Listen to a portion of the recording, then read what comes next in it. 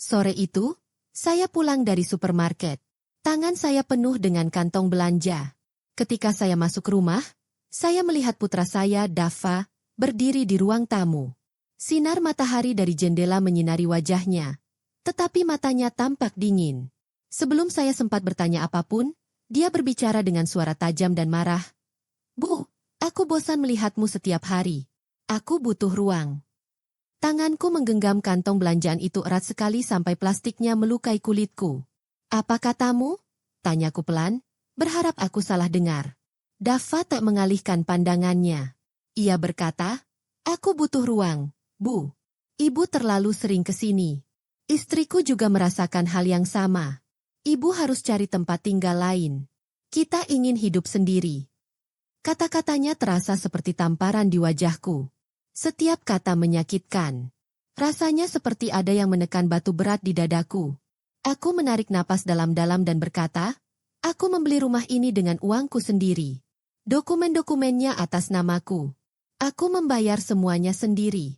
Aku hanya ingin membantumu memulai hidup yang baik. Aku bahkan pindah ke kamar terkecil agar kau punya ruang lebih. Dan sekarang kau bilang aku beban."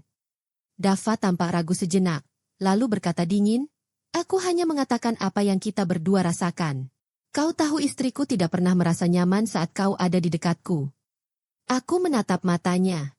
"Jadi, aku membeli rumah ini, dan sekarang akulah yang harus meninggalkannya." Dia tetap diam. Dia tidak ingin berdebat, tetapi dia juga tidak meminta maaf. Di luar, aku mendengar suara mobil lewat. Suaranya menghilang, dan di dalam rumah, aku hanya bisa mendengar detak jantungku sendiri. Aku tak pernah menyangka hari ini akan tiba. Hari di mana anakku sendiri akan memandangku seperti orang tua dan tak berguna. Aku menaruh kantong belanjaanku di atas meja dan berkata pelan, "Oke. Itu saja." Aku tidak mengemis. Aku tidak menangis. Dava tampak terkejut. Mungkin dia pikir aku akan berteriak atau menangis. Tapi aku langsung berjalan ke kamarku dan menutup pintu. Aku menyandarkan punggungku ke dinding yang dingin dan perlahan duduk di lantai. Kepalaku sakit. Aku ingat hari ketika aku memberinya kunci rumah ini. Dia tersenyum dan berkata, "Bu, ibu akan selalu punya tempat di sini." Sekarang janji itu telah diingkari. Dari kamarku, aku mendengarnya berbicara di telepon. Suaranya ringan dan riang, seolah-olah dia bebas. Saat itulah aku tahu ini bukan sesuatu yang dia katakan dalam keadaan marah. Itu sudah direncanakan. Dadaku terasa sakit. Tetapi kemudian pikiran lain muncul pelan-pelan dalam benakku. Jika mereka menginginkan saya pergi, saya akan pergi, tetapi tidak dengan tangan kosong. Aku duduk diam, mendengarkan detak jam dinding.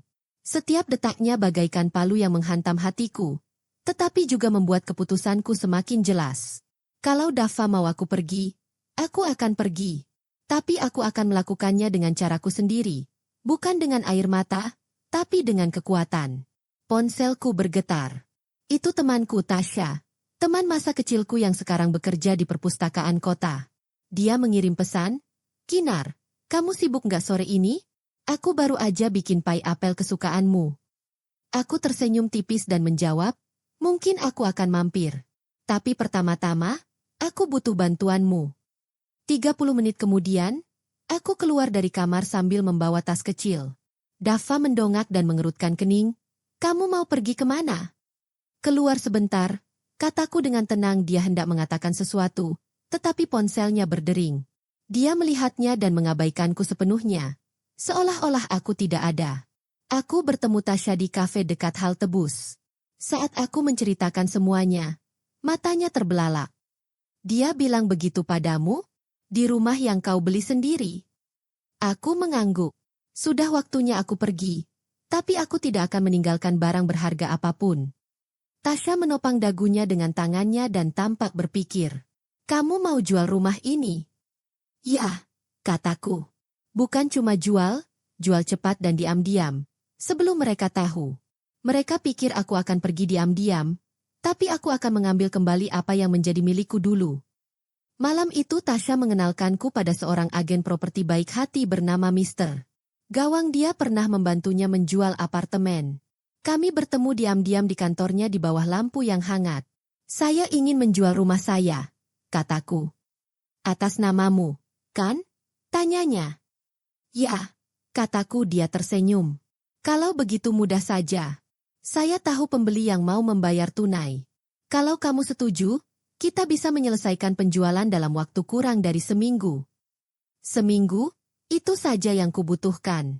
Aku membayangkan Dava dan istrinya pulang dan mendapati rumah itu bukan lagi milik mereka. Dan aku merasa tenang. Sesampainya di rumah malam itu, Dava sudah pergi. Rumah itu sunyi. Aku melihat-lihat perabotan dan foto-foto di dinding. Semua yang kubeli untuk mereka, tak lama lagi, akan menjadi milik mereka lagi. Saya duduk dan mengirim email kepada Tuan Gawang, kita mulai besok. Tolong rahasiakan semuanya. Ketika saya menekan, kirim. Saya menyadari tangan saya tidak lagi gemetar. Saya bukan lagi wanita pendiam dan penakut di rumah ini. Saya sudah siap. Keesokan paginya, aku bangun pagi-pagi sekali. Cahaya pagi yang lembut menembus tirai. Aku membuat kopi dan membuka buku catatan lamaku. Di dalamnya terdapat semua barang yang kubeli untuk rumah ini. Sofa dari Italia, pisau-pisau dari Jepang, mesin pencuci piring yang kubeli tahun lalu. Saya menandai barang-barang mana yang bisa saya ambil atau jual nanti. Setiap tanda merah adalah kenangan, dan juga sesuatu yang berharga. Jam 9 pagi, Pak Gawang menelepon. Bu Kinar, saya menemukan pasangan muda yang ingin membeli rumah Anda. Mereka akan membayar tunai dan ingin segera berkunjung. Sore ini akan sempurna, kataku. Apakah kamu ingin keluargamu bertemu dengan mereka? Tidak, kataku tegas. Rumah ini akan kosong. Setelah menutup telepon, saya mengirim pesan kepada Dava. Aku ada tamu hari ini. Jangan pulang cepat. Dia menjawab dengan cepat. Baiklah, lakukan apapun yang kamu mau. Pesan singkatnya menceritakan segalanya. Baginya, aku tak lagi berarti. Sore itu, saya mengemas beberapa kardus dan memberi label. Tasya membantu saya mengirimkannya ke gudang kecil suaannya.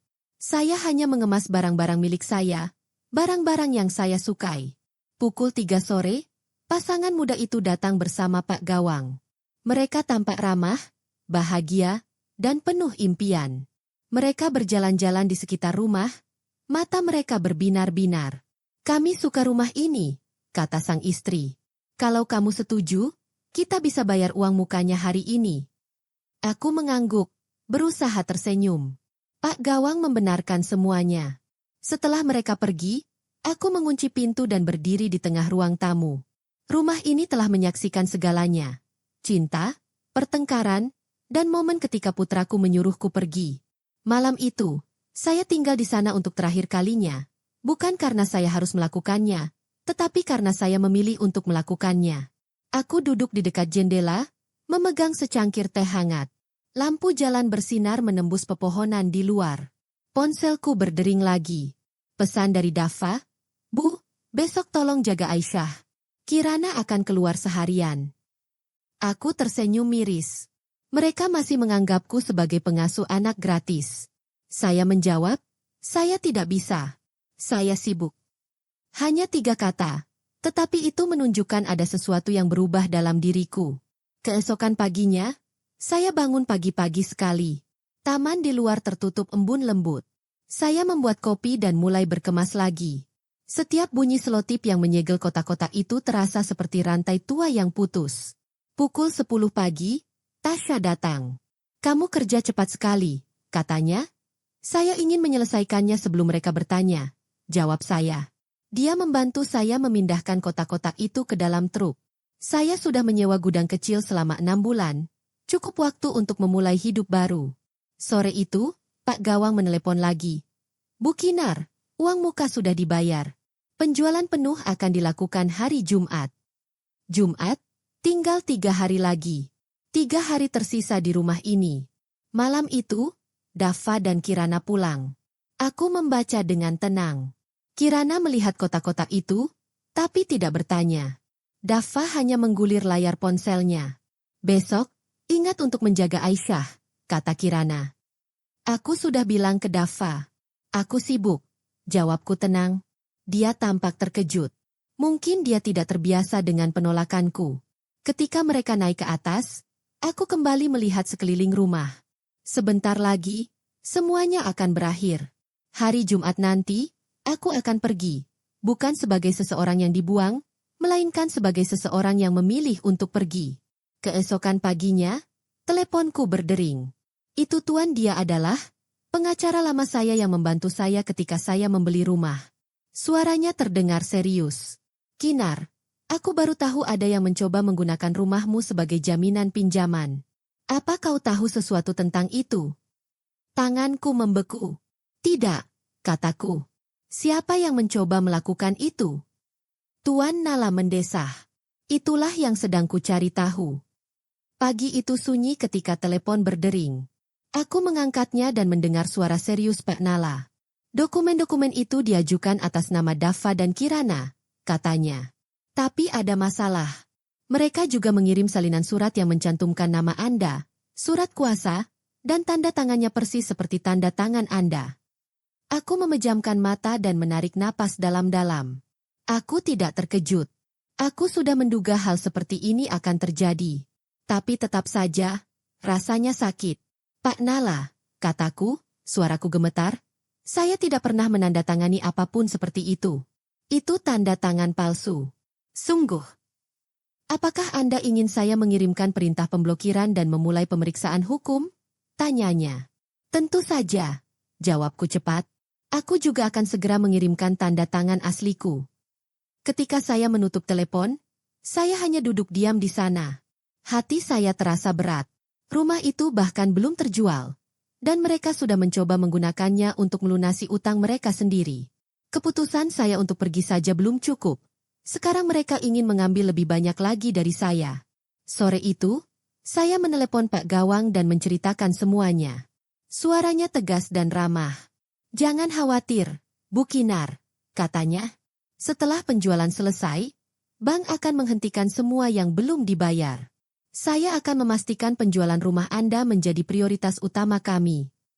Sore harinya, saya melanjutkan berkemas. Setiap barang yang saya masukkan ke dalam kotak kardus terasa seperti akhir dari sesuatu yang penting. Tasya datang lagi, membawa makanan dan kopi. Saya dengar dari Pak Nala, katanya lembut. Anda melakukan hal yang benar. Kalau Anda tidak menjual rumah ini cepat, mereka akan cari cara lain untuk menjebak Anda. Malam itu, Dava pulang lebih awal dari biasanya. Aku sedang di dapur ketika mendengar pintu terbuka. Dia melihat tumpukan kardus di mana-mana. Bu, ibu mau pergi? Tanyanya. Aku menatapnya sejenak, lalu mengangguk. Iya. Dava menggigit bibirnya. Bu, ibu nggak perlu. Aku menghentikannya. Tidak perlu dijelaskan. Aku sudah membuat keputusan. Dia tetap diam, tapi aku melihat kekhawatiran di matanya. Ketika dia pergi ke kamarnya, aku membuka buku catatanku dan menggarisbawahi sebuah kalimat. Besok, saya akan menandatangani kontrak penjualan rumah. Besok, rumah ini bukan milik saya atau mereka lagi.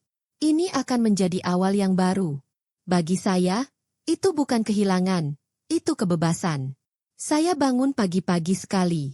Hati saya terasa gembira sekaligus takut. Hari ini adalah hari saya akan menandatangani kontrak penjualan rumah. Namun, sebelum saya bangun tidur, saya melihat sebuah email aneh. Judulnya berbunyi, Permintaan Pembatalan Penjualan Rumah. Email itu dari kantor hukum yang tidak saya kenal. Email itu mengatakan, klien kami, Tuan Dava, mengatakan penjualan rumah ini tidak sah karena dia memiliki hak untuk tinggal dan mewarisi properti ini. Aku membacanya 2 kali dan tersenyum dingin. Dava tidak tahu bahwa semuanya, tanah, rumah, dokumen-dokumen itu, semuanya atas namaku. Dia hanya berusaha menghentikanku di menit-menit terakhir. Saya langsung menelepon Tuan Gawang. Jangan khawatir, Bu, katanya sambil tertawa pelan. Itu cuma tipuan untuk menunda sesuatu. Kita punya semua dokumen resminya. Mereka tidak bisa menghentikan ini. Sore itu, saya berkendara ke kantor Pak Gawang. Langit cerah, tetapi angin terasa dingin. Di atas meja rapat terdapat tumpukan kertas yang rapi. Tuan Gawang dan pengacara Tuan Nala sedang menunggu. Silakan tanda tangan di sini, dan di sini, kata Tuan Nala sambil menunjuk setiap halaman. Saya mengambil pena dan menandatangani. Setiap tanda tangan terasa seperti memutus rantai berat. Ketika saya selesai, saya letakkan pena itu dan mendesah. Selesai, kata Pak Gawang. Uangnya akan dikirim ke rekening bank baru Anda dalam 24 jam. Hanya Anda yang bisa mengaksesnya. Dalam perjalanan pulang, saya mampir di sebuah toko kecil dan membeli sebuah koper baru. Koper itu tidak terlalu besar, tetapi cukup untuk perjalanan saya selanjutnya. Saya belum memutuskan kemana akan pergi, tetapi saya tahu saya akan pergi jauh, ke tempat yang tak seorang pun dapat dengan mudah menemukan saya. Sesampainya di rumah, Dava dan Kirana sudah ada di sana. Kirana duduk di sofa, sibuk dengan ponselnya. Dava bersandar di pintu dapur, menatapku lekat-lekat. "Kemana saja ibu seharian ini?" tanyanya. "Saya hanya menyelesaikan beberapa urusan pribadi," kataku dengan tenang. Kirana mendongak dan berbicara dengan nada tajam. "Semoga urusan pribadimu tidak memengaruhi keluarga ini." Aku menatap matanya dan tersenyum tipis. "Keluarga ini sudah hancur, Kirana." Dia memalingkan muka, tak berkata apa-apa. Malam itu, aku meletakkan koper baruku di ujung tempat tidur. Aku sudah siap. Besok, aku akan pergi.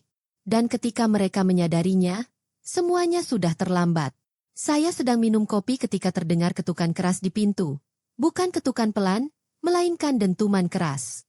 Ketika saya membuka pintu, 2 petugas polisi berdiri di sana. "Nyonya Kinar?" tanya pria itu. "Ya, itu aku," kataku. Dia menunjukkan selembar kertas. "Kami punya surat perintah penggeledahan rumah ini. Surat itu dari Pak Dava. Katanya Anda menyembunyikan aset keluarga bersama." Aku tetap tenang. "Rumah ini sepenuhnya milikku," kataku. "Silakan masuk, tapi kau tidak akan menemukan sesuatu yang salah." Mereka masuk dan melihat sekeliling. Kirana dan Dava berlari menuruni tangga. Rambut Kirana berantakan, tetapi matanya tampak bersemangat. "Kau pikir kau bisa menjual rumah ini tanpa bertanya pada kami?" teriaknya. Aku menatapnya seperti anak kecil yang ketahuan mencuri kue. Aku tidak berpikir. Aku tahu. Dan aku sudah tahu. Wajah Dava memerah. "Ini rumah keluarga. Kau tidak bisa menghancurkannya hanya karena emosi." Aku tertawa pelan. "Keluarga? Maksudmu keluarga yang sama yang memalsukan tanda tanganku dan mencoba mengambil rumahku?" Petugas wanita itu berkata, "Nyonya, Tuan, dokumen-dokumen ini menegaskan bahwa properti ini hanya milik Nyonya Kinar. Kami akan pergi sekarang." Dava dan Kirana membeku. Rencana mereka gagal. Ketika polisi pergi, saya meletakkan sebuah amplop tebal di atas meja.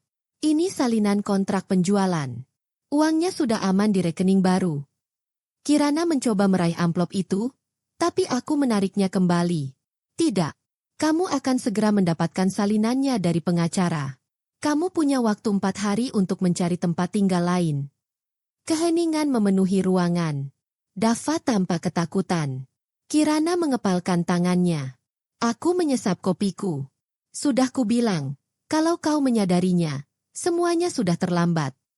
Aku sedang mengepak kardus-kardus lagi ketika mendengar suara gaduh di lantai bawah. Aku berlari turun dan membeku. Dava dan Kirana sedang membuka laci-laci dan melempar kertas-kertas ke lantai. "Apa yang sedang kamu lakukan?" teriakku. Kirana mendongak dengan marah. "Kami sedang mencari surat-surat penjualan. Kau tidak berhak menjual rumah ini. Kalau kami menemukannya, kami akan membatalkan semuanya." Aku berjalan ke tengah ruangan. "Kirana, kalau kamu sentuh barang-barangku lagi, aku akan panggil polisi sekarang juga." Dava mengambil beberapa kertas, tapi aku langsung merebutnya. Kertas-kertas itu beterbangan kemana-mana. Kertas-kertas itu adalah rekam medis saya. Saya marah sekarang. "Seberapa jauh kamu akan pergi?" tanyaku pelan. Suara Dava meninggi. "Ibu sudah berubah. Ibu tidak peduli lagi pada keluarga, hanya dirimu sendiri." Aku tertawa miris. Setelah bertahun-tahun bekerja, membayar utang, membeli rumah ini, membesarkanmu, dan bahkan menanggung hinaan istrimu, sekarang aku egois karena akhirnya memikirkan diriku sendiri. Kirana melangkah mendekat dan menunjuk wajahku. "Kami tidak akan pergi. Kau tidak bisa mengusir kami." Suaraku dingin. Aku tidak akan mengusirmu. Pemilik baru yang akan mengusirmu. Dan saat polisi datang, aku tidak akan menghentikan mereka. Wajah Dava memerah. Ia mengepalkan tinjunya, tapi tak berani bergerak. Aku sudah terlalu lama diam, kataku tenang. Tapi diamku bukan berarti aku setuju lagi. Kirana tertawa getir. Aku meninggikan suaraku. 4 hari lagi, aku akan serahkan kuncinya. Kalau kau masih di sini, polisi akan datang, dan aku akan memihak mereka. Keduanya terdiam. Wajah mereka menunjukkan kemarahan dan ketakutan. Aku berlutut, mengambil kertas-kertas itu, dan menyimpannya kembali dengan rapi ke dalam laci. Lalu kututup rapat-rapat. Kalau kau sentuh barang-barangku lagi, takkan ada peringatan, kataku. Lalu aku naik ke atas, meninggalkan barang-barangku berantakan. Sore itu, saya keluar untuk menghirup udara segar. Saya duduk di sebuah kedai kopi kecil dan membaca buku. Namun tak lama kemudian, ponsel saya mulai bergetar. Itu pesan dari tetangga saya, Bu Lestari. Ada apa di rumahmu? Tanyanya. Saya lihat truk pindahan di luar. Orang-orang sedang memindahkan barang-barang.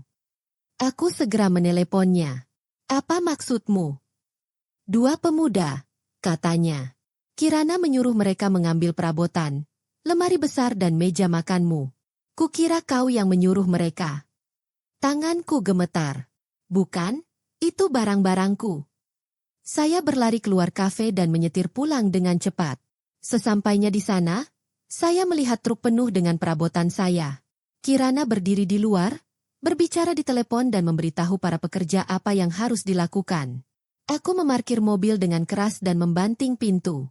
Letakkan semuanya, teriakku. Kirana mendongak, berpura-pura tenang. Oh, Bu, Ibu pulang lebih awal. Aku cuma bantu Ibu bergerak lebih cepat. Aku berjalan ke truk dan berdiri di depannya. Semua ini milikku. Kalau kau ambil satu barang lagi, aku akan panggil polisi sekarang. Para pekerja tampak ketakutan. Mereka segera berhenti dan mulai menurunkan perabotan. Mereka tidak ingin mendapat masalah. Kirana berjalan ke arahku, suaranya rendah dan penuh amarah. Ibu berlebihan. Kita juga punya hak. Aku segera mengeluarkan ponselku dan menelepon kantor polisi. Hakmu berakhir di depan pintu rumahmu, kataku tegas. Dan sebentar lagi, rumah ini bukan milikmu. Kirana berbalik, menggumamkan kata-kata kasar. Beberapa menit kemudian, truk pindahan itu pergi, meninggalkan perabotan berserakan di depan pintu. Aku berdiri di sana, memandangi kekacauan itu. Jantungku berdebar kencang. Sebagian diriku ingin menangis karena marah. Namun, yang lebih kuat dari amarahku adalah kesadaranku. Ini buktinya. Bukti bahwa mereka bersedia melakukan hal-hal buruk secara diam-diam, meskipun itu melanggar hukum. Malam itu, saya mengirimkan semua foto dan pernyataan saksi Ibu Lestari kepada pengacara saya, Pak Nala. Beliau membalas dengan pesan singkat, biarkan mereka menggali lubangnya sendiri. Itu akan memudahkan kita untuk menang. Aku menutup email itu, memandangi kamar yang berantakan, dan berbisik pada diri sendiri. 3 hari lagi. Tinggal 3 hari lagi, dan semuanya akan berakhir. Keesokan paginya, saya menerima telepon dari kantor Pak Nala. Suaranya terdengar serius. Kinar, kamu perlu tahu ini. Tadi malam, Dava menghubungi agen lain. Dia bilang kamu kehilangan kemampuan hukummu dan meminta mereka untuk menghentikan penjualan rumah. Jantungku berdebar kencang. Kemampuan hukum? Atas dasar apa? Dia menunjukkan laporan medis palsu, kata Pak Nala. Tapi tanda tangan dokternya jelas palsu. Saya sudah menelepon klinik yang tercantum di surat itu, mereka bilang tidak pernah merawat Anda. Aku tertawa getir. Mereka mulai putus asa. Ya, kata Pak Nala. Tapi ini serius. Kalau kita tidak bertindak cepat, mereka bisa menunda penjualan. Kamu harus datang menandatangani surat hari ini dan mendapatkan surat keterangan sehat yang asli. Saya setuju dan segera menghubungi dokter keluarga saya, Dr. Kurniawan, yang telah mengenal saya selama 10 tahun. Hanya dalam 1 jam, saya menerima surat bertanda tangan dan perangko yang menyatakan bahwa saya sehat walafiat. Saat berkendara ke kantor Pak Nala, Saya memikirkan semua yang telah dilakukan Dava dan Kirana. Berbohong, memalsukan dokumen, mencuri, dan sekarang berpura-pura sakit untuk merampas hak saya. Setiap gerakan mereka bagaikan pisau, sekaligus jebakan yang mereka buat sendiri. Di kantor, Pak Nala sudah menyiapkan segalanya. Kita akan mengajukan keberatan ini hari ini, katanya. Dan saya juga akan meminta polisi untuk menyelidiki laporan medis palsu itu. Jika terbukti palsu, mereka akan menghadapi tuntutan yang lebih berat daripada sekadar perdata. Saya menandatangani setiap halaman dengan hati-hati. Saya ingin ini diselidiki sepenuhnya, kataku padanya. Tidak ada ampun lagi. Mereka harus membayar atas perbuatan mereka. Dia mengangguk. Aku mengerti. Sesampainya di rumah, Dava sedang duduk di teras, menatap ponselnya. Dia tidak menatapku. Kirana tidak ada di sana. Saat aku lewat, aku mendengarnya berbisik. Bu, ini terlalu berat. Aku berbalik. Terlalu banyak? Sejak kau mengkhianatiku, semuanya jadi terlalu jauh. Tak ada jalan kembali. Dia membuka mulut untuk menjawab, tapi aku sudah masuk dan menutup pintu. Aku tak punya ruang untuk merasa kasihan. Sore itu, sebuah email datang dari Pak Nala. Pengadilan menerima keberatan Anda. Penjualan rumah dilanjutkan. Investigasi pemalsuan dimulai minggu ini. Untuk pertama kalinya dalam seminggu, aku tersenyum. 2 hari lagi. Hanya 2. Keesokan paginya, bel pintu berbunyi. Saya membukanya dan melihat seorang wanita berjas gelap membawa tas kerja. Nyonya Kinar? Tanyanya. Ya, jawabku. Saya pekerja sosial dari Dinas Perlindungan. Kami menerima laporan bahwa Anda mungkin menjadi korban penyalahgunaan keuangan. Kami perlu mengajukan beberapa pertanyaan. Aku mengerutkan kening. Siapa yang melaporkan ini? Maaf, itu rahasia, katanya. Tapi saya perlu melihat kondisi tempat tinggal Anda dan menanyakan tentang kesehatan dan penghasilan Anda. Saya langsung mengerti, ini tipuan baru Kirana. Mereka ingin bertindak seperti penyelamat untuk menunda penjualan rumah. Silakan masuk, kataku dengan tenang. Dia bertanya tentang keuangan saya, kesehatan saya, dan rekening bank saya. Saya menunjukkan surat keterangan sehat dan rekening koran baru saya. Aneh sekali, katanya. Laporan itu mengatakan kamu lemah dan tidak mampu mengelola uangmu. Saya terkekeh. Lucu juga, karena saya yang mulai menjual rumah ini. Dan saya sendiri yang menandatangani semua dokumennya. Dia memeriksa dokumen saya dan tersenyum ramah. Ada yang mencoba mencari masalah denganmu. Saya akan menutup kasus ini hari ini. Dan jika mereka mengirim laporan palsu lagi, itu akan melanggar hukum. Aku berterima kasih padanya dan menutup pintu. Aku masih marah, tapi juga lega. Satu lagi tipuan mereka gagal. Sore itu, teman saya Tasya datang membawa sekantong kue segar. Ketika saya menceritakan kejadiannya, dia tampak terkejut. Mereka benar-benar tidak tahu malu. Tinggal 2 hari lagi, Kinar. Tunggu. Kami mengemas kotak-kotak terakhir bersama-sama. Koper saya sudah siap, dan semua dokumen penting terkunci di brankas kecil. Malam itu, saat lampu jalan menyinari rumahku yang hampir kosong, aku memandang sekeliling, ke dinding-dinding kosong dan rak-rak kosong. Tinggal 48 jam lagi, bisikku. Dan semuanya akan berakhir. Keesokan paginya, saya menerima email dari Pak Gawang, agen pembeli. Pembeli ingin serah terima dilakukan lebih awal, hari ini. Bisakah Anda menyetujuinya? Aku membacanya 2 kali. Itu berarti Dava dan Kirana punya waktu kurang dari 10 jam sebelum mereka kehilangan segalanya. Saya panggil Pak Gawang. Ya, kataku. Lakukan dengan cepat dan pelan. Dia tertawa pelan. Dimengerti. Aku akan mengantar dokumennya ke rumahmu jam 3 sore. Saya merasakan gelombang energi. Saya akhirnya bebas. Menjelang siang, Dava dan Kirana masih belum pulang. Saya menelepon perusahaan jasa pindahan dan meminta mereka datang. Tasya datang untuk membantu saya mengawasi. Kami bekerja tanpa henti. Kotak-kotak ditumpuk, koper siap, dokumen terkunci dengan aman. Lalu aku mendengar suara mobil berhenti di luar. Kirana melangkah keluar sambil tersenyum. Namun, Ketika melihat truk yang sedang bergerak, senyumnya lenyap. Apa ini? Apa yang ibu lakukan? Aku tak menjawab. Aku terus menandatangani surat-surat. Dava keluar, mengerutkan kening. Bu, ibu bilang kita punya waktu 2 hari. Aku menatap matanya. Rencananya berubah. Serah terimanya hari ini. Kirana membeku. Tidak, kau tidak bisa. Bisa, kataku dingin.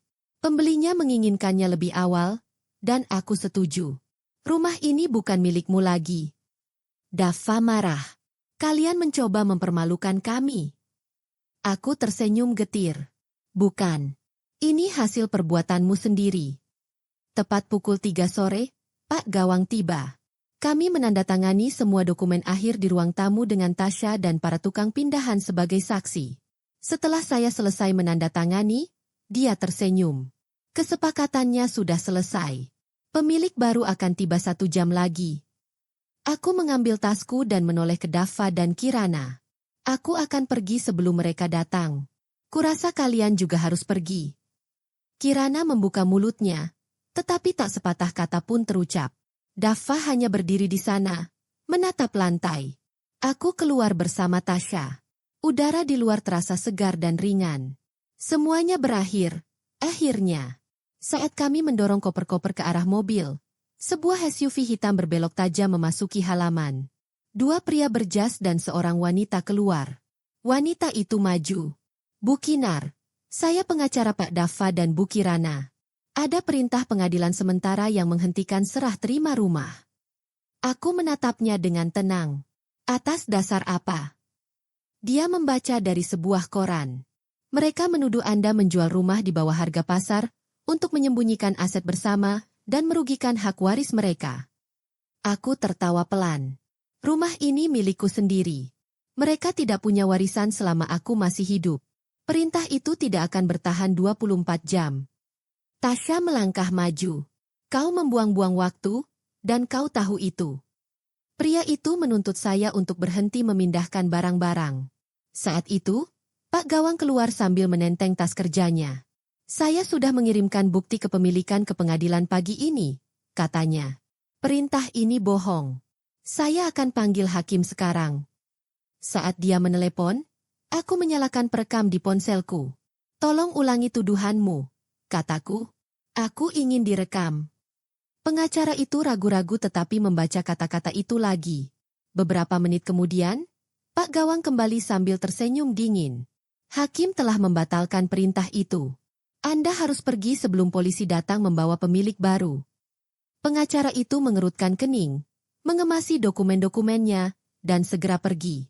Kirana berteriak, Bu, ibu akan membayar karena mengkhianati kami. Aku menatap matanya. Tidak, Kirana. Kau akan membayar, karena salah mengira kebaikanku sebagai kelemahan. 1 jam kemudian, pemilik baru tiba. Mereka menjabat tangan saya, mengambil kunci, dan masuk ke rumah baru mereka. Dava dan Kirana hanya berdiri di sana. Tidak percaya semuanya benar-benar berakhir. Tasya dan aku masuk ke mobil. Saat kami melaju pergi, aku bercermin. Mereka masih berdiri di beranda rumah yang sudah bukan milik mereka lagi. Saat itu saya tahu pertarungan ini akhirnya selesai, dan saya menang. Namun, tak sampai 10 menit kemudian, ponselku berdering. Nomor yang tak ku kenal. Nyonya Kinar, kata sebuah suara berat. Ini detektif Baruna. Silakan datang ke kantor polisi sore ini. Ada penyelidikan. Investigasi apa? Ada laporan yang mengatakan kamu mencuri barang-barang Dava dan Kirana saat pindahan. Kami hanya butuh kamu datang dan membereskan semuanya. Aku tertawa sambil menggelengkan kepala. Mereka tidak pernah berhenti, kan? Semakin cepat kau datang, semakin baik, kata detektif itu. Suaranya serius namun tenang. Kinar menutup telepon dan melihat temannya Tasya sedang menatapnya. Trik lain? Tanya Tasya. Ya, kata Kinar tenang. Tapi kali ini, aku tidak hanya akan membela diri. Aku akan menunjukkan kebenarannya. Mereka pertama kali berhenti di sebuah gudang. Kinar ingin mengambil beberapa kotak yang telah ia siapkan sebelumnya. Di dalamnya terdapat dokumen-dokumen penting, kwitansi, faktur, dan foto setiap perabot di rumah lamanya sebelum ia pindah. Ia bahkan menyimpan tanggal, tanda tangannya, dan rekening korannya sebagai bukti. Di kantor polisi, Detektif Baruna menemuinya di sebuah ruangan kecil. Ia membuka sebuah map tipis dan berkata, "Nyonya Kinar, ini daftar barang-barang yang dilaporkan orang tersebut sebagai barang curian. 1 set sofa, 1 lukisan dinding, 1 mesin kopi, dan 1 brankas kecil." Kinar tetap tenang. Ia meletakkan setiap kertas dan foto di atas meja. "Ini struk pembelian sofa yang saya beli tahun 2018. Katanya, ini kertas untuk lukisan yang saya beli di sebuah pameran seni di Jakarta. Mesin kopi ini, saya membelinya sebagai hadiah Natal untuk diri saya sendiri. Dan brankas ini kartu garansi dan bukti banknya." Detektif Baruna mengamati semua dokumen itu dengan saksama. Wajah seriusnya perlahan berubah menjadi terkejut. Lalu hormat, "Anda sangat siap," katanya. "Aku tahu mereka akan mencoba segalanya," jawab Kinar lembut. "Itulah sebabnya aku tidak menyisakan ruang kosong untuk kebohongan." Setelah setengah jam, dia menutup foldernya. "Saya akan menulis bahwa laporan ini palsu," katanya. "Kalau mau, kalian bisa mengajukan tuntutan terhadap mereka karena berbohong." Kinar tersenyum kecil. "Akan kupikirkan. Tapi aku tak akan pernah melupakan apa yang mereka coba lakukan." Ketika ia meninggalkan kantor polisi, langkahnya terasa ringan. Bukan karena ia baru saja menang lagi, melainkan karena ia memahami sesuatu. Setiap serangan membuatnya semakin kuat. Sore itu, matahari keemasan bersinar lembut di jalan barunya. Tak ada lagi bayangan rumah tua di belakangnya. Malam itu, di apartemen barunya, cahaya kuning lembut menerangi meja kosong. Ruangan itu hening. Begitu heningnya hingga ia bisa mendengar detak jam. Segalanya hampir berakhir, tetapi hatinya masih terasa berat. Lalu, teleponnya berdering. Ternyata Pak Nala. Suaranya terdengar serius. "Kinar, aku baru saja menerima laporan dari penyidik. Ada sesuatu yang harus kau ketahui." "Ada apa?" tanya Kinar. Jantungnya berdebar kencang minggu lalu. Saat kamu sedang sibuk bekerja, Kirana mencoba membuka rekening bank dengan namamu. Dia menggunakan dokumen palsu. Untungnya, pihak bank menyadari dan menghentikannya. Kinar memejamkan mata. Ia tidak terkejut, tapi tetap saja sakit. "Terima kasih, Tuan Nala," katanya lirih. Setelah menutup telepon, Kinar pergi ke balkon. Udara malam terasa sejuk. Di seberang jalan, jendela-jendela berkilauan.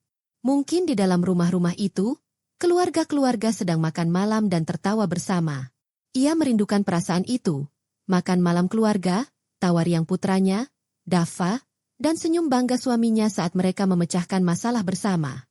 Kini, semua itu hanya tinggal kenangan yang jauh.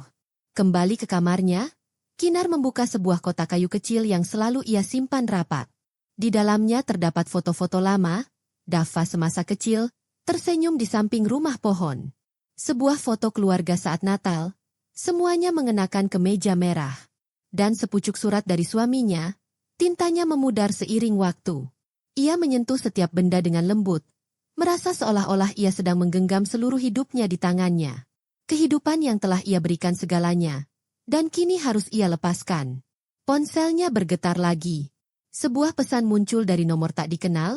"Apakah menurutmu ini sudah berakhir?" Ia tahu itu dari Kirana. Tapi kali ini, Kinar tidak membalas. Ia bahkan tidak merasa marah lagi. Hanya kesedihan yang terpendam, bagai kabut tipis yang menyelimuti hatinya. Ia menyimpan ponselnya dan duduk dalam kegelapan. Ia memang menang, tetapi ia merasa kehilangan sesuatu yang lebih dalam, harapannya akan keluarga. Mungkin kemenangannya berarti benar-benar melepaskan apa yang pernah ia sebut rumah. Sebelum tidur, ia meletakkan kotak kayu itu di dalam laci. Di luar, lampu-lampu kota bersinar. Hidup terus berjalan. Kinar berbisik pada dirinya sendiri. Mungkin esok akan berbeda. Aku harus percaya itu. Keesokan paginya, ia bangun pagi-pagi sekali. Sinar matahari yang hangat memenuhi ruangan. Ia membuat kopinya, hitam, tanpa gula atau susu. Rasa pahitnya cocok dengan hatinya, tetapi bersih dan jernih. Ia membuka laci dan mengeluarkan kotak kayu itu lagi. Di dalamnya terdapat foto-foto, surat-surat, dan kunci rumah lamanya. Ia memandanginya sekali lagi. Tak ada lagi rasa sakit yang menusuk, hanya kedamaian. Kenangan-kenangan ini kini menjadi bagian darinya, tetapi tak mampu lagi mengendalikan hidupnya. Kinar memasukkan semuanya ke dalam amplop dan mengirimkannya ke gudang bersama kotak-kotak lainnya. Kenangan itu seperti benda, pikirnya. Kenangan harus disimpan dengan aman di tempat yang tak seorang pun bisa menyakitinya. Telepon berdering lagi. Ternyata Tasya. Apa rencanamu hari ini? Tanyanya. Aku akan menutup rekening bank lamaku, kata Kinar dengan suara ringan. Tasya tertawa. Aku ikut denganmu. Anggap saja ini sebagai perpisahan resmimu. Di bank, Kinar memindahkan semua uangnya ke rekening baru, yang sepenuhnya terpisah dari rekening lama. Petugas bank bertanya, apakah Anda ingin tetap menggunakan rekening lama? Ia menggelengkan kepala dan menandatangani surat-surat itu. Rasanya seperti menutup pintu tua berkarat selamanya, dan akhirnya bebas. Sore itu, ia pergi ke kantor Pak Nala. Pak Nala menyerahkan sebuah map berisi dokumen hukum. Ini akan melindungi uangmu dan memastikan Dava dan Kirana tidak bisa menyentuh barang-barangmu. Katanya, kamu aman sekarang, Kinar. Untuk pertama kalinya, dia benar-benar mempercayai kata-kata itu. Kemudian, ia dan Tasya makan siang di sebuah kafe kecil di dekat sungai. Sinar matahari menyinari air. Kinar menyadari ia kembali duduk tegak, tidak membungkuk karena takut.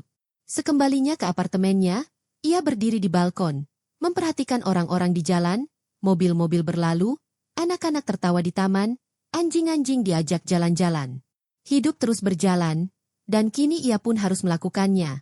Kali ini untuk dirinya sendiri. Ia menarik napas dalam-dalam dan tersenyum, bukan karena ia telah membalas dendam, melainkan karena ia telah bangkit dari kesedihan. Orang-orang yang menyakitinya tak lagi mampu menyentuh hatinya. Malam itu, ia membersihkan mejanya dan mengambil selembar kertas kosong. Ia menulis baris pertama, hari baru dimulai. Dia tahu mulai sekarang, dia bisa menulis ceritanya sendiri. Tidak ada orang lain yang memegang penanya. Seminggu kemudian, hidupnya terasa sangat berbeda. Tak ada lagi pagi yang penuh amarah atau teriakan. Malah, ia mendengar kicau burung di dekat jendela dan mencium aroma kopi segar di rumah mungilnya yang rapi. Ia mulai melakukan hal-hal yang telah ia lupakan, seperti berjalan-jalan di taman yang pepohonannya menguning dan memerah. Setiap langkah terasa ringan. Ia tak perlu kembali ke rumah tua yang dingin itu lagi. Untuk pertama kalinya, dia merasa benar-benar memiliki hidupnya sendiri. Suatu Selasa sore, ia mengikuti kelas tembikar di kota. Ia duduk di belakang kemudi, membentuk tanah liat lunak dengan tangannya, seolah-olah membentuk versi baru dirinya. Ada teman-teman baru yang ramah di kelas. Mereka mengobrol dan tertawa bersama.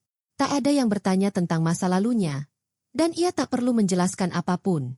Ia hanyalah Kinar, seorang perempuan yang sedang belajar membuat sesuatu yang indah. Tasya sering berkunjung, membawa cerita-cerita lucu dari kelompok relawannya. Suatu hari, ia mengajak Kinar menanam bunga di dekat danau kota. Tangan mereka kotor terkena tanah, tetapi mereka tetap tertawa. Kinar menyadari ia sudah lama tidak tertawa seperti itu, bukan karena membela diri atau kesakitan, tapi karena ia benar-benar bahagia. Di malam hari, ia menulis di buku hariannya. Ia mencatat hal-hal kecil yang membuatnya tersenyum. Teh hangat di hari hujan, sapaan ramah dari penjaga gedung, matahari terbenam yang bersinar di atas air. Ketika rasa takut hilang, bahkan momen-momen biasa pun terasa istimewa. Beberapa minggu kemudian, Kinar mengundang tetangga barunya untuk makan malam. Mereka berbagi makanan dan cerita, dan tawa memenuhi apartemennya. Sambil melihat sekeliling meja, Kinar menyadari sesuatu. Kebahagiaan bukanlah sesuatu yang bisa dibeli dengan rasa sakit. Kebahagiaan sejati adalah merasa aman, menjadi diri sendiri, dan dikelilingi orang-orang baik. Sebelum tidur, ia pergi ke balkon lagi. Lampu-lampu kota berkelap-kelip bagai bintang. Di dalam dirinya, semuanya terasa damai. Seperti danau yang tenang, ia berbisik pada dirinya sendiri. Aku telah mengambil kembali hidupku. Dan kali ini, itu benar-benar milikku. Dia akhirnya tahu apa itu kebahagiaan sejati. Dan kisahnya mengajarkan kita sesuatu yang penting. Cinta dan pengorbanan orang tua itu berharga. Tetapi tidak seorang pun boleh diperlakukan dengan buruk atas nama keluarga. Terkadang, meninggalkan bukanlah melarikan diri, melainkan memilih kedamaian. Mencintai diri sendiri juga merupakan cinta, dan cinta sejati, dalam bentuk apapun, harus datang dengan rasa hormat.